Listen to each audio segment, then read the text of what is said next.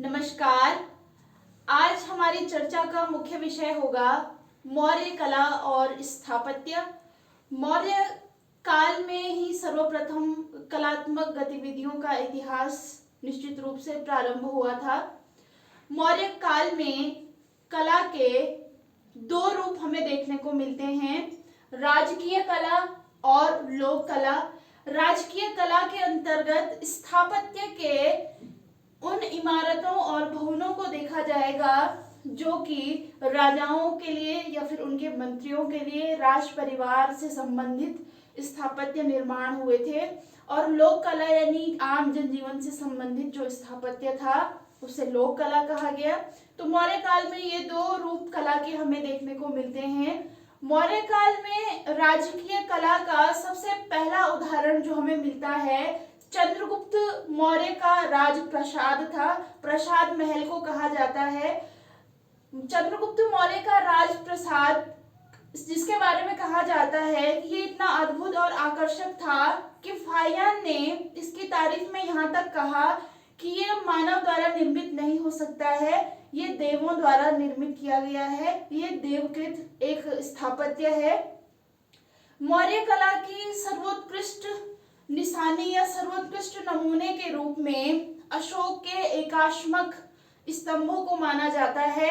हम सभी जानते हैं कि अशोक ने अपने धम्म के प्रचार प्रसार के लिए देश के विभिन्न भागों में अपने अभिलेख शिलालेख स्थापित करवाए थे, और इन्हीं के साथ साथ कुछ एकाश्मक स्तंभ लेख भी अशोक ने निर्मित किए थे जो देश के विभिन्न भागों में हमें मिलते हैं। जो ये एकाश्मक स्तंभ थे, इनकी मुख्य विशेषता यह है, इनकी संख्या थी 20। जो एकाश्मक स्तंभ हैं, इनके 4 मुख्य भाग होते थे। यष्टि के ऊपर एक तरीके का उल्टे कमल की आकृति बनी होती थी, उसके ऊपर फलक बना होता था, और फलक के सबसे ऊपरी हिस्से यानी जो स्तंभ का सबसे ऊपरी हिस्सा होता था उस पर पशुओं की आकृति बनाई जाती थी। प्रत्येक स्तंभ पर किसी अलग पशु की आकृति स्थापित की गई है। आप देख सकते हैं यहाँ पर मैंने अशोक स्तंभ यहाँ पे थोड़ा बनाने की कोशिश की है। स्तंभ के 4 भागों को हम इस चित्र के माध्यम से समझ सकते हैं। स्तंभ का सबसे निचला भाग, इसको यष्टि कहा जाता था। स्तंभ के ऊपर उल्टे कमल की आकृति है जिसको अधोमुखी कमल भी कहा जाता है। इसके पश्चात इसके ऊपर फलक बना हुआ है, और फलक पर भी अलग अलग पशुओं की आकृति होती थी। अशोक स्तंभ की बात की जाए तो इस पे 4 पशु बने हुए हैं। हाथी बना हुआ है, अश्व बना हुआ है और सिंह बना हुआ है। इस पर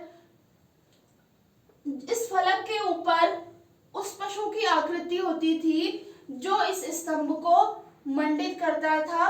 और अशोक स्तंभ चूंकि ये है तो अशोक स्तंभ के ऊपर 4 शेर बने हुए हैं जो अलग अलग दिशाओं में मुंह किए हुए हैं और पीठ से पीठ सटा करके ये बैठे हैं। स्तंभ का जो ये यष्टि वाला भाग है, इस पर चमकदार पॉलिश की गई है। इसके ऊपर फलक है और फलक पर विभिन्न पशुओं की आकृति है।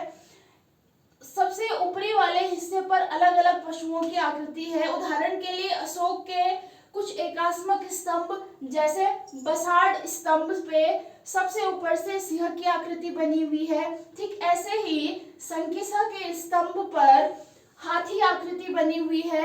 रामपुरवा के एकाश्मक स्तंभ पर वृषभ यानी बैल की आकृति उत्कीर्ण है। इसी प्रकार से लौरिया नंदनगढ़ के स्तंभ पर सिंह यानी शेर की आकृति बनी हुई है, और सांची और सारनाथ के स्तंभों पर एक साथ 4-4 शेरों की आकृति बनी हुई है, 4-4 सिंहों की आकृति बनी हुई है। और ये अशोक स्तंभ है, इस पर भी 4 सिंह मंडित किए गए हैं। हालांकि इसमें 3 ही दिखाई देते हैं, एक का मुंह पीछे की तरफ है। ये चारों सिंह अलग अलग दिशाओं में मुंह किए हुए हैं। अशोक के जो ये स्तंभ हैं, ये मुख्य रूप से धम्म के प्रचार प्रसार के लिए अशोक ने बनाए थे।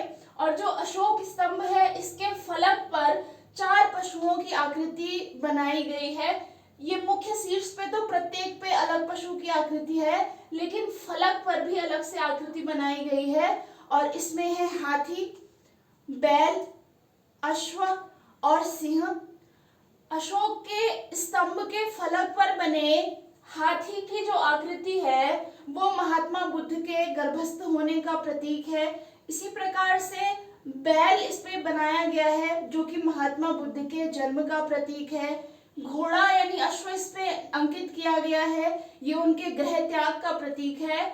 और बौद्ध ग्रंथों में महात्मा बुद्ध के गृह त्याग की घटना को महाविनिष्क्रमण के नाम से जाना जाता है। इसी प्रकार इसमें चौथी आकृति जो बनाई गई है सिंह की बनाई गई है, और ये उनकी सार्वभौमिक सत्ता का प्रतीक माना जाता है। तो इस प्रकार अशोक के जो स्तंभ एकाश्मक स्तंभ थे उनकी ये मुख्य विशेषताएं हैं।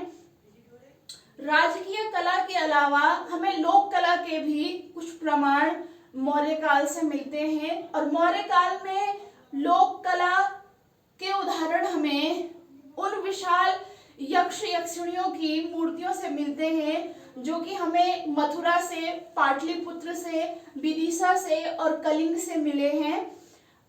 मथुरा से हमें एक यक्ष की एक विशाल मूर्ति मिली है जिसको मणिभद्र के नाम से जाना जाता है। अशोक के जो एकाश्मक स्तंभ हैं ये बलुआ पत्थर से निर्मित किए गए थे। लोक कला और स्थापत्य कला के अंतर्गत हम देखेंगे कि अशोक ने स्तूप निर्माण, वास्तुकला और स्थापत्य कला के अंतर्गत स्तूप निर्माण की परंपरा को भी प्रोत्साहन दिया। बौद्ध जो ग्रंथ हैं उनके अनुसार जो किंवदंती प्रचलित है उनमें कहा जाता है कि अशोक ने 84,000 स्तूपों का निर्माण कराया था। मूल रूप से सांची और भरूच के स्तूप का निर्माण अशोक ने ही करवाया था। स्तूपों के अलावा अशोक ने झोपड़ियों के निर्माण में भी प्रोत्साहन दिया जो कि चट्टानों को काट करके कंदराओं के रूप में निर्मित किए जाते थे, जिनमें गया के पास बराबर की गुफा में सुदामा की गुफा और कर्ण चौपड़ की गुफा आजीवक संप्रदाय के भिक्षुओं को इन्होंने दान में दिया था। और बहुत सारे और भी स्तूपों का निर्माण अशोक के द्वारा करवाया गया। आज के सत्र में इतना ही, आगे और भी आपको जानकारी दी जाएगी। तब तक के लिए धन्यवाद।